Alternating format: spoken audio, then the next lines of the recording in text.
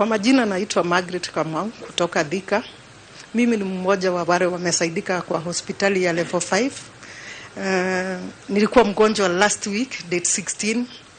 One of my friend akaniambia, anaitwa Betty Kasioka, akasema can you please go to Thika level 5. Nikiwa njiani nilikuwa najiuliza sasa tulikuwa tunaita medical vile tulikuwa tunajua ina sifa mbaya. Sasa tukaenda na maisani. First unakuta ni kama umegojewa. Nilienda usiku, ni kama nimegojewa. Daktari yako hapo, pressure unapimwa, unapata daktari, unatumwa kwa dawa, kila kitu unapata ikiwa ni kama walikuwa wamekugojea. Everything was okay. Rab na ikafika mpaka saa 7 kama naendelea tu na matibabu iko sawa. X-ray nikapigwa X-ray, result zinatoka hapo unarudisha kwa daktari na mambo ilikuwa sawa.